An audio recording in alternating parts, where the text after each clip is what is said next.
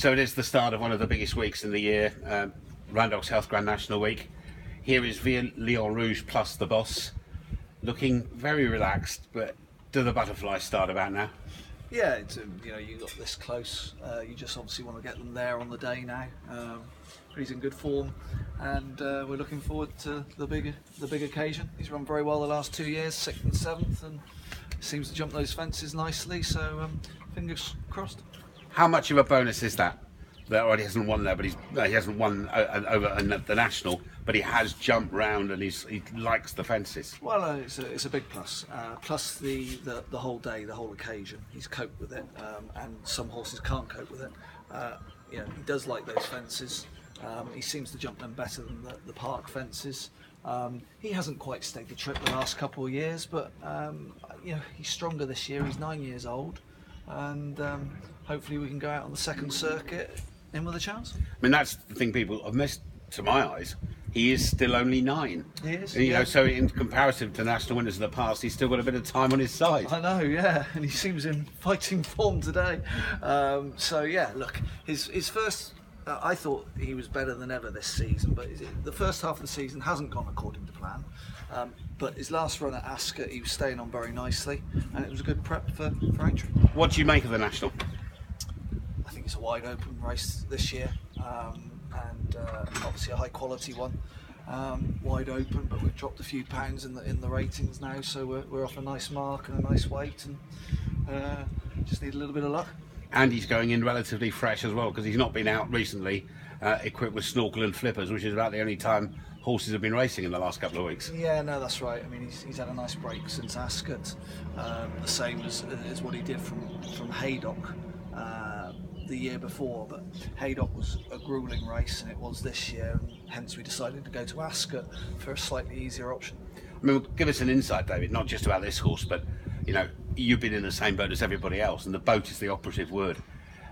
You've managed to keep these horses and get them fit and prepared, because obviously you did a lot of work on the gallops, but running anything has been almost impossible, hasn't it? Because even if you wanted to run horses, the meetings have either been abandoned or the ground has been so desperate you wouldn't want to run them. Can you ever remember us getting to March and being in that situation? Well, I'm sure there has been other seasons like this, but they don't come along too often. It's been a tough, difficult season for everyone, and we've got lots of horses that are still waiting for better ground. So we could be busy in the spring/summertime,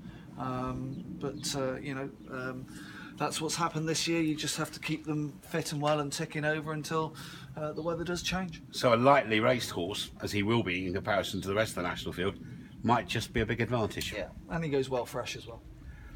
So obviously it's a big 3 days for you. Thinking back through the years, you've had some big days, and I still regard Pridwell against Listerback as one of the finest of all the days that you probably had in your career, alongside a certain Comply or Die, which is now 10 years ago. Are you hoping to take a few others? I mean, it's obviously the next couple of days, I'm sure you'll work a few and decide, but there's a few entries going to be knocking about. Yeah, once again, it depends on what the ground is actually going to end up like. There's Moonracer could go there if we get better ground, along with Mr. Big Shot, horses like that. Vanateur is one we're hoping to run, but he definitely wants decent ground. If not, he'll wait for maybe Punchestown.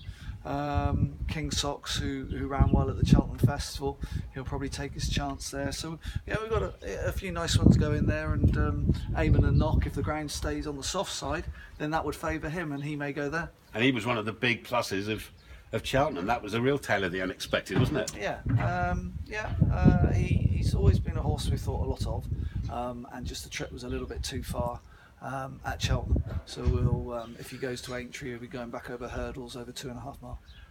10 years ago it was Comply or Die. Yeah. Sometimes I bet it feels every day of it, and sometimes it feels like 5 minutes.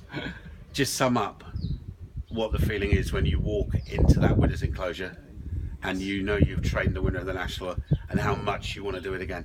Well, it's hard to describe, and only in my second ever season, you probably don't take it in as much as you should do, or it just goes a bit of a blur for the next sort of 2 weeks. But it was amazing to do it. There's been lots of champion trainers and jockeys that haven't done it, so I was very fortunate. But it'd be very nice to do it again on the 10th anniversary.